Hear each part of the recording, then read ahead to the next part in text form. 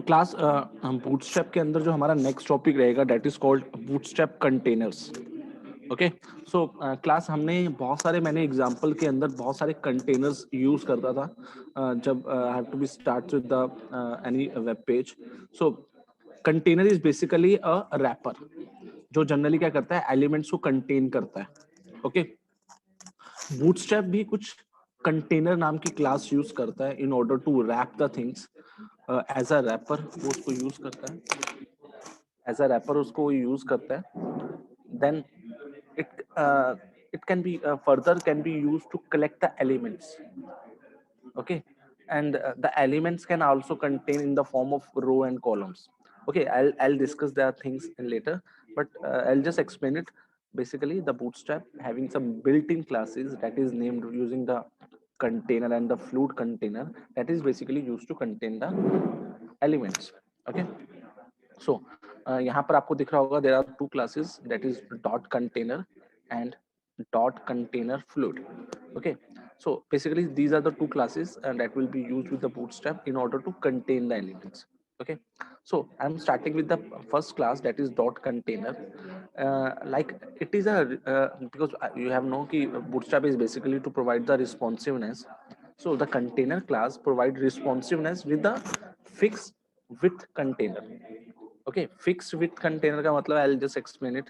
Okay, means the width of the container will be fixed throughout the responsiveness, and okay, so there will be left and right margin that will be left blank. Okay, in the container will be left fixed left and right margin. Okay, left or right के margin जो होंगे that could be a fix and will not take the complete width of the page. Okay, so I'll just show you the things, then you will be getting the point. Okay, so मैं सीधा सीधा code पे चलते हैं. I'm writing some code. So this is the index file we have already created in the morning. So I'm going to create containers.html. Okay, sorry, it's not html. Okay, so basically create the skeleton, then title will be bootstrap container classes. Container classes. Okay, now I'm linking to the bootstrap. I'm using the method that is already, the files already stored on my machine, so I'm not going to the any cdn, I'm directly including here. So css के अंदर हमारे पास है bootstrap main.css. Okay, now I'm using the container class here. Okay, so just remember the names. The names cannot be changed because it is kind of a reserved class that is provided by the bootstrap for you, so you cannot change the name. It's container means it's container. Okay, because already bootstrap is what, bootstrap is a library, it will already define all the classes into that library. Okay, so just write the name and the and whatever the code that is written in the library will be used here. Okay, so okay, there will be two. Uh, okay, okay. So I'm using the container class. So I'm just writing the container. Okay.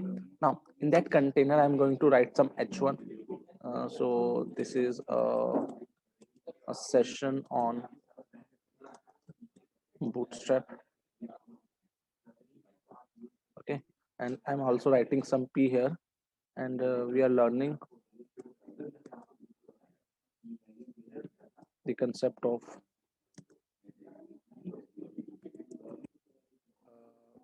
Bootstrap container. Okay. Okay, I'm just writing. So what is happening? Okay, I'm just make it थोड़ा सा इसको style add करते हैं. So I'm writing background primary. So primary is the contextual color. Okay, and the text will be uh, light. Okay, so the light color means white color will be applied to the entire container.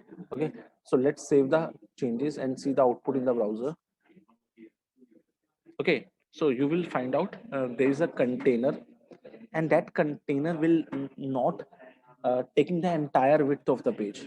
So there will be some right margin, there will be some left margin, so that margin will be left blank with this container class. Okay, now these margin will be stay whenever I'll try to make it responsive. मैं इसको थोड़ा सा responsive करके देखता हूँ, ठीक है। देखो मैं इसको रिस्पॉन्सिव करने की कोशिश कर रहा हूँ। ओके, देखो जब मैं इसको रिस्पॉन्सिव कर रहा हूँ, देखो जब मैं इसको छोटा करता हूँ तो आप देखोगे इसका जो मार्जिन है, जो लेफ्ट और राइट का मार्जिन है, वो वहीं पर रह रहा है। देखो जब मैं इसको छोटा करता हूँ, ओके, स्टिल देयर, बट ये मार्जिन कहाँ तक रहेगा? Maximum up to small class तक। बट अगर स्मॉल से नीचे जाएगा, लाइक अगर स्मॉल से नीचे क्या होता है, there will be extra small devices. So extra small devices from 576। So 576 से नीचे जैसे ही जाएगा, now that at that time the Bootstrap का एक प्रॉपर्टी है, इनबिल्ट बिहेवियर है कि जितने भी हमारे एक्स्ट्रा स्मॉल डिवाइसेस होंगे उसके लिए वो कोई भी मार्जिन पैडिंग ऐड नहीं करता। सो आप देखोगे जब 576 से नीचे जाएगा, देखो, सो आप देखोगे इसके मार्जिन खत्म हो जाते हैं। So this behavior will be for the entire the elements of Bootstrap. It is not for this container class. This is available for all the elements. So I'll show you another example जहाँ पर आप देखोगे अगर मैं कुछ और बनाता हूँ तो उसके लिए भी ये बनेगा. So actually I'm just showing you that the container जो classes होते हैं, they will be they just left two margin either from the both at the left and the right end. ठीक है, दोनों तरफ वो थोड़े थोड़े मार्जिन छोड़ देते हैं. That is the behaviour of container class. ठीक है, okay. Now I am just change that container class to fluid class. So the behavior of the fluid class is that it will never blank any margin on the either of the sides, and it will take the entire width of the page. Okay, now I'm saving the file. I'm just refreshing the thing here. So you will see, देखो ये पूरी width दे रहा है. There is no margin on the right and left side, so it will taking the entire space. So I'm just trying to reduce the field, reduce the things.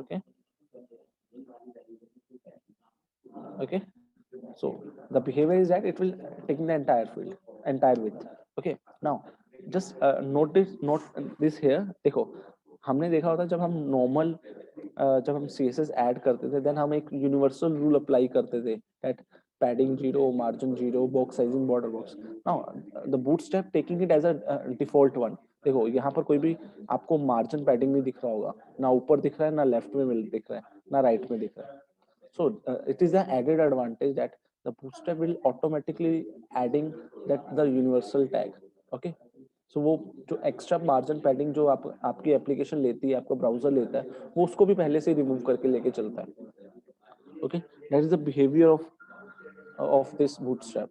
Okay, so class, have you cleared what is the difference between container class and the fluid class? Okay, one is container and one is container fluid. So it depend upon the application कि आपकी application को क्या चाहिए.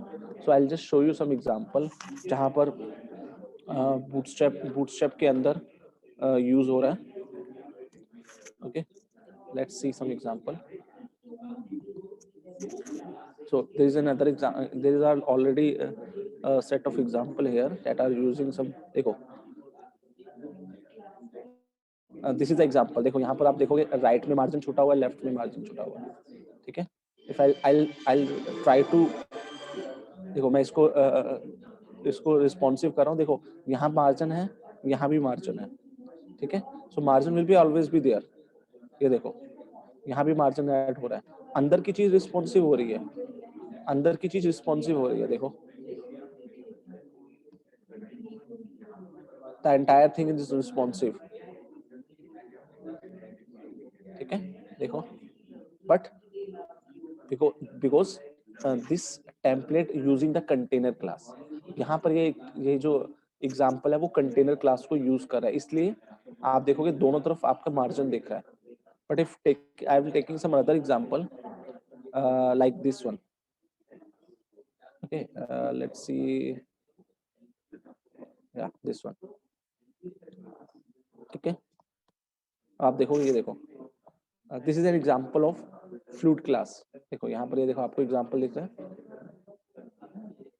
ठीक है, ये देखो, जैसे कि ये वाला एग्जांपल ऊपर देखो, वन इज ऊपर जो हमारा नेविगेशन बार है, मैं इसको रिड्यूस करूँ, देखो, there will be no margin on either side of it. ठीक है, even though the page is responsive, देखो पेज रिस्पॉन्सिव है, but the margin on the both side will be no, left blank. Okay, so this is an example of fluid classes. In fluid classes, it will take the entire width of the page, but in the container class, it will just left some blank spaces on either of the side, not either of the side, on the both side. Okay, so that is the main difference between container and the fluid class. Now, okay, class, any question?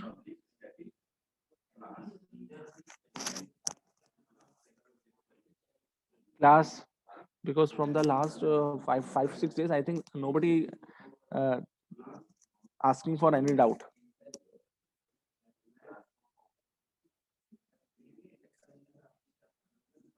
Okay, Abhishek answered that कि there is no doubt. बाकी सब सो रहे हैं क्या?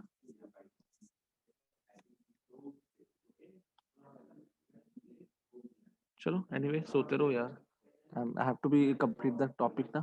Okay, so the next topic I'm just explaining here, that is called bootstrap grid system. Okay, during my introduction part, I said कि one of the main feature of bootstrap is responsiveness. It will create your web application responsive as well as the mobile first application. Okay, so that is done because of bootstrap grid system. इस grid system की वजह से आपकी पूरी की पूरी जो website है वो responsive बन जाती है. Okay, so it will provide a quick and convenient way to create responsive web layouts. इसकी हेल्प से आप जितने भी वेबसाइट के वेब पेज बनाओगे उसको आप रिस्पॉन्सिव बना सकते हो, लेआउट को रिस्पॉन्सिव बना सकते हो. So basically the grid system works on flex grid system that we have discuss in CSS part.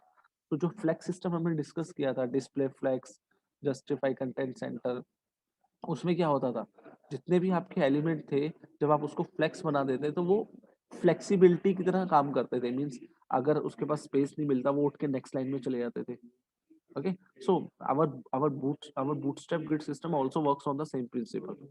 Okay, now the grid system has three main parts. ये तीन मेन पार्ट्स के ऊपर काम करता है. That is called CRC. First, C represent container. उसके अंदर हमारा रो होता है और रो के अंदर आपके कॉलम्स होते हैं. I think we have already heard about these things, row column, because आपने देखा होगा टेबल के अंदर भी हमने ये चीज डिस्कस की थी. Table is a container that arrange the element row wise, and the data will be arranged column wise. Okay, means table contain the entire content, and the content is aligned row wise, and data will be aligned column wise. Okay, तो हम वहां पर td use करते थे. The same concept we apply in the bootstrap. Container will wrap the data, uh, row will organize the data in the row wise, and column will contain the data. ठीक है, so हम ऐसे यही same rule यहाँ apply करेंगे.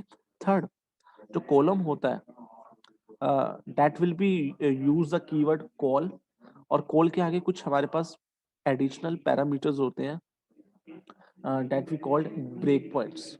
Okay, so there are some breakpoints that will be a part of grid system. So bootstrap having five breakpoints. I think breakpoints हमने already discuss किए हुए थे जब हमने मीडिया क्वेरी करी थी. So ग्रिड सिस्टम का एक और एडवांटेज ये होता है कि like in CSS, in order to make your page responsive, we have to use the media queries. Okay, but in grid system, in boot grid system, there is no need to add additional media queries. The grid system automatically arrange your item and make your application responsive.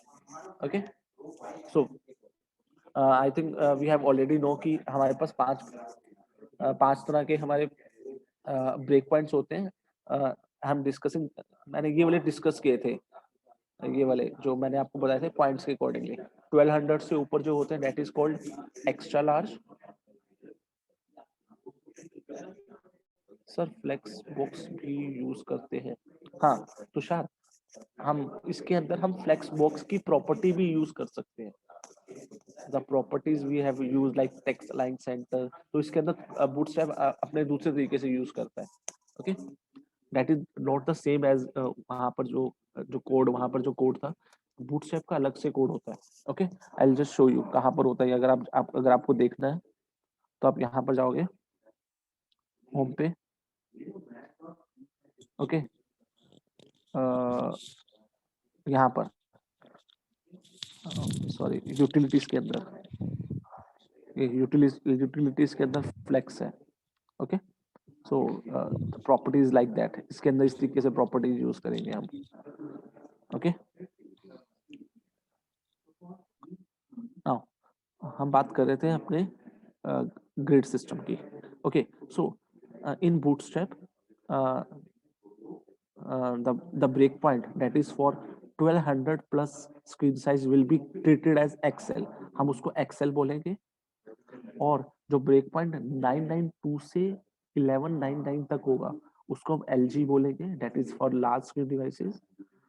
768 से लेके 991 तक जो हमारे पास screen size होता है उसको हम बोलेंगे MD for the medium display devices. Okay, from 576 to 767 तक जो हमारे पास डिस्प्ले डिवाइसेस होंगे उनको हम बोलेंगे स्मॉल डिस्प्ले डिवाइसेस.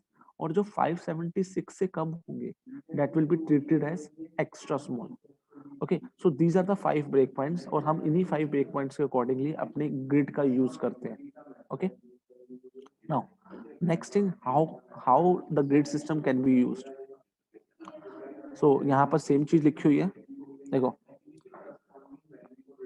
देखो 576 से नीचे जो होंगे उसके अंदर जो हम क्लास का प्रीफिक्स यूज करेंगे वो हम यूज करेंगे कॉल -XS. यहाँ पर XS भी लगाएगा, अदरवाइज अगर नहीं लिखते तो बाय डिफॉल्ट XS ही काम करता है. अगर आप कुछ भी नहीं लिखोगे तो that will be treated as XS, extra small. अगर आपको स्मॉल डिवाइसेस के लिए अपना ग्रिड सिस्टम बनाना है तो आप लिखोगे कॉल SM. ओके, आगे एक और पैरामीटर होता है that will be I will discuss after this concept. Then the medium के लिए आप MD यूज करोगे.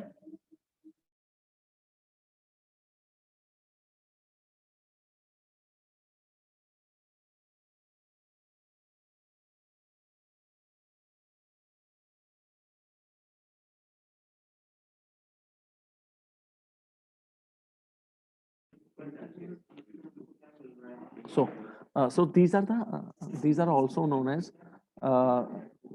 we called it break points. Okay, so हम इन break points का use करते हैं अपने grid system को organize करने के लिए. So how we can use this grid system into our web application. Okay, let's see with the help of an example. मैं एक example आपको बताता हूँ, उसके help से आपको ये थोड़ा better way में समझ आएगा. Okay, so I'm going to create a new file called bootstrap underscore grid.html. Okay, so I'm going to create the skeleton first. यहाँ लिख देते हैं bootstrap grid system. Okay, now अपनी bootstrap को लिंक कर लेते हैं.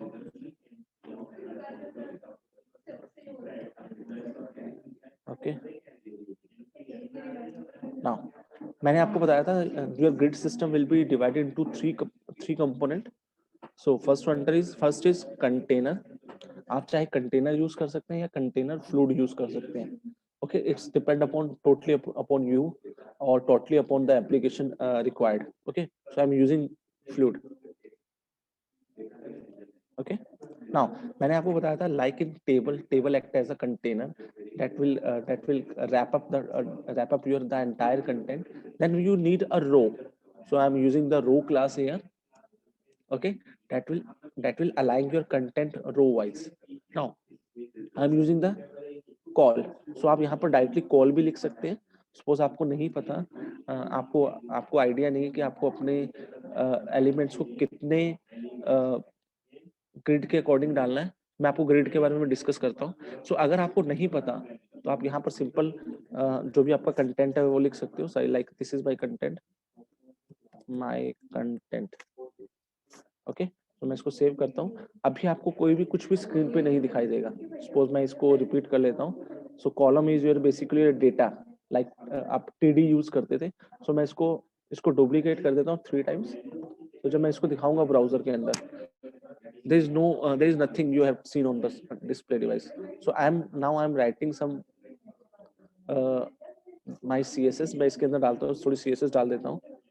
तो मैं यहाँ लिखता हूँ कंटेंट, सॉरी, स्टाइल कंटेंट। सो मैं यहाँ पर इसकी एक मिनिमम हाइट दे देता हूँ, दैट विल बी 100 पिक्सल, और बैकग्राउंड कलर दे देता हूँ, that will B light grey. Okay, so you will see, देखो यहाँ पर आपको ऑटोमेटिकली क्या किया इसने, जितना भी आपका डेटा था उसने इक्वली 3 पार्ट्स में डिवाइड कर दिया, क्योंकि आपने कितने पार्ट्स बना रखे थे, 3। तो अगर आप जितने भी पार्ट्स बनाओगे ये उतने पार्ट्स में उसको डिवाइड करता रहेगा। सपोज आपने, अगर आप यहाँ पर सपोज मैं यहाँ पर 2 पार्ट्स और बना देता हूँ, तो आप देखोगे ये ऑटोमेटिकली उसी पार्ट, उतने ही पार्ट्स में बराबर बराबर बढ़ जाएगा। सॉरी, मैंने किसी और क्लास पे लगा दिया। ओके, मैंने एक एक्स्ट्रा डिव यूज कर लिया था। ओके, मैंने 5 डिव बनाए और पांचों को उसने ऑटोमेटिकली इक्वली स्पेसिस में डिस्ट्रीब्यूट कर दिया। Okay, now if just you want कि मेरा पहले वाला कॉलम इतना स्पेस ले जितना ये 2 कॉलम ले रहे हैं, और बाकी का सारा स्पेस एक सिंगल कॉलम के अंदर आए, तो आप ऐसा कर सकते हो। सो मैं एक्स्ट्रा डिव हटा देता हूँ। सो मैं सिर्फ 2 ही डिव लेता हूँ। मैं चाहता हूँ कि पहले वाला जो आपका है वो कितना स्पेस ले, 4 का ले, और दूसरा आपका ले 8 का। अभी मैं बताता हूँ ये व्हाट इज 4 एंड 8। ठीक है, ओके। सो अब आप देखोगे, देखो पहले वाला जो कॉलम है उसने आपका 4 का स्पेस लिया और बाकी 8 का स्पेस लिया। ये क्या चीज है, बिकॉज जो आपका जो ग्रिड होता है that will be divided into 4 equal section। देखो यहाँ पर 12 sections होते हैं, 12 grids होते हैं टोटल। आपका पूरा का पूरा बूटस्ट्रैप जो होता है वो 12 ग्रिड्स के सिस्टम के अकॉर्डिंग काम करता है। मतलब there are 12 elements that can be arrange in a entire field. Okay, so अगर आपको 2 बाय 2 करने हैं, अगर आपको दोनों इक्वली पार्ट्स में डिवाइड करने हैं, like if you just want कि ये इक्वली पार्ट में डिवाइड हो, तो आपको क्या करना पड़ेगा, यहाँ पर 6 करना पड़ेगा, and you have to be 6। 6 + 6 12। पहले मैंने क्या यूज किया हुआ था, 4 एंड 8। तो 4 8 मतलब 4 + 8 मीन्स 12। ओके, सपोज मैंने यहाँ जैसे 6 6 क्या किया है, तो आप देखोगे it will be divided into 6 equal parts.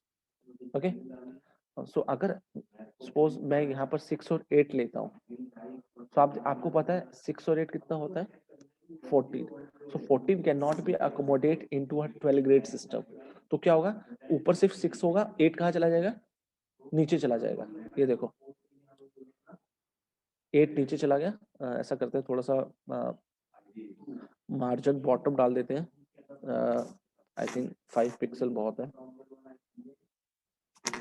ठीक है, सो आप देखोगे नीचे आ जाएगा। अगर आपका आपका कंपोनेंट, आपका एलिमेंट, आपका कंटेंट 12 ग्रिड से ज्यादा ले रहा है तो वो ऑटोमेटिकली नीचे आएगा। अगर आप चाहते हो कि नहीं, ऊपर वाला कितना हो, ऊपर वाला 2 का हो और नीचे वाला कितना हो, 10 का हो, तो आप देखोगे ये इक्वली आ जाएंगे। अगर इसके नीचे मैं एक और एलिमेंट लगाता हूँ, ठीक है, इसके नीचे एक और एलिमेंट लगाता हूँ और उसको कितना स्पेस चाहिए, 12 का स्पेस चाहिए, तो आप देखोगे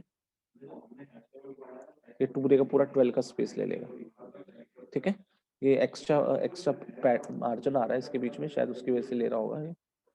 Okay, now let's add some more, like मुझे 4 के चाहिए, ठीक है। सो मैं यहाँ पर करता हूँ 4 4 4।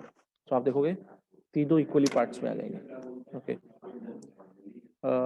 why it is not accommodated in a single,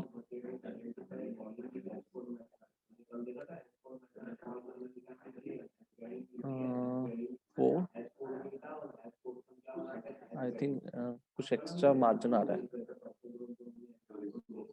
margin bottom choose किया मैंने तो।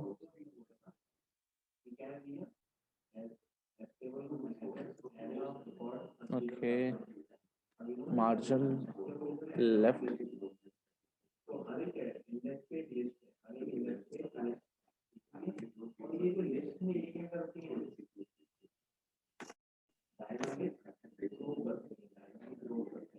जीरो पिक्सल, जीरो नहीं करते इसको हम 2 पिक्सल कर देते हैं।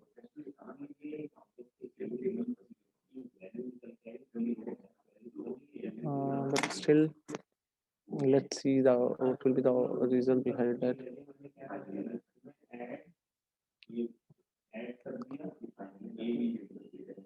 Okay, I think there could be some reason behind that. Okay, so आप देखोगे 4 पे आ गए हैं सभी। ओके, अगर मैं इसके नीचे 12 का लगाने की कोशिश करता हूँ, ओके, तो वो नेक्स्ट स्लाइड में जाएगा।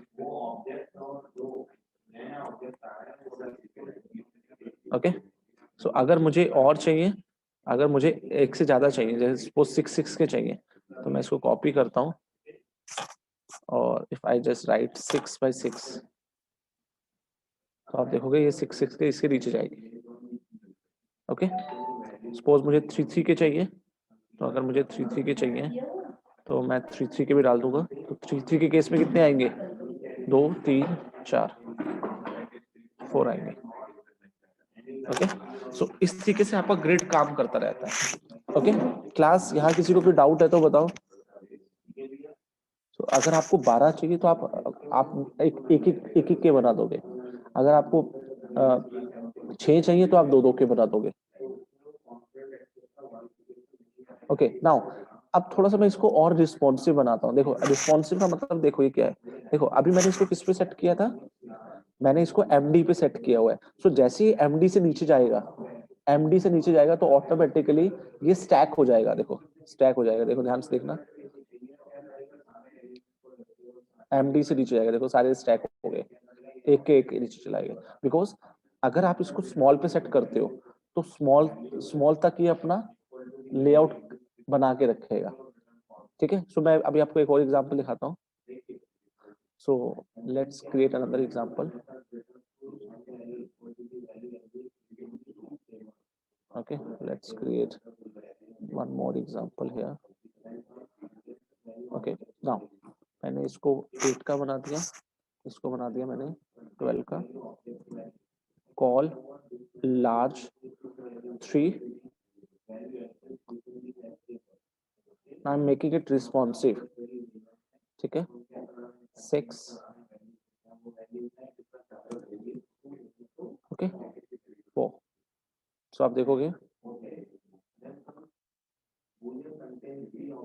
ये देखो यहाँ पर आपको ये कहाँ क्या दिख रहा है, ये 3 का है, ये 6 का है, ये 3 का है, ये किस पे है, लार्ज के ऊपर। ध्यान से देखो मैंने क्या किया है, अगर आपका स्क्रीन का साइज लार्ज है तो उस केस में पहले वाला 3 का होगा, दूसरे वाला 6 का होगा, तीसरे वाला 3 का होगा।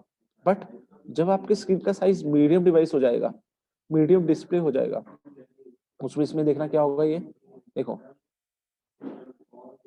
देखो मैं जब मीडियम पे जाता हूँ तो देखो ये ऐसा आ रहा है। ठीक है, पहले वाला कितना है मीडियम पे, 4 का, दूसरा कितने पे है, 8 का, और तीसरा कितने के है, 12 का। So that is for medium display devices. Okay, now मैं इसका अगर इसको और छोटा करूं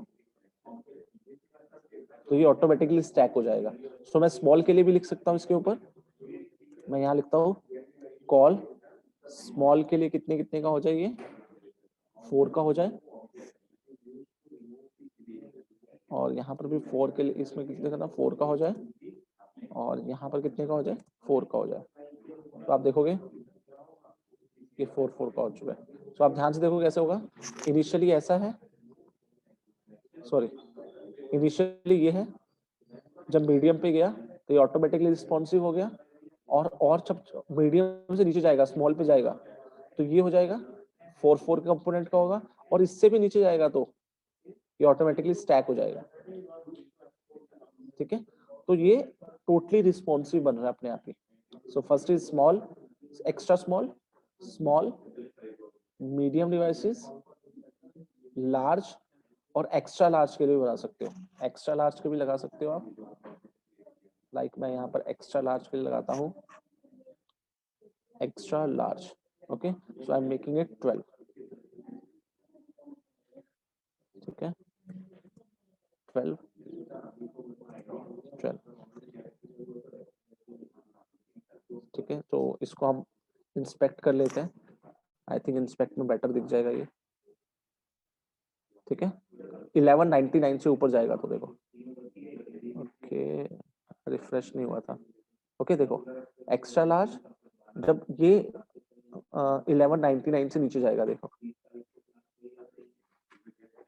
1199 से नीचे गया, ये आ गया 1199 से जाएगा 991 तक, 991 पे ये हो गया 768 के नीचे ऐसा हो गया, और 768 से नीचे ऐसा हो गया, मतलब एक्स्ट्रा स्मॉल के लिए। तो यहाँ पर आप देख सकते हो मैंने कोई मीडिया क्वेरी नहीं लगाई हुई, it will work without media query, ये बिना मीडिया क्वेरी के काम करेगा। Okay, so that's why it is called the Bootstrap will help us to make your web page responsive using this grid system.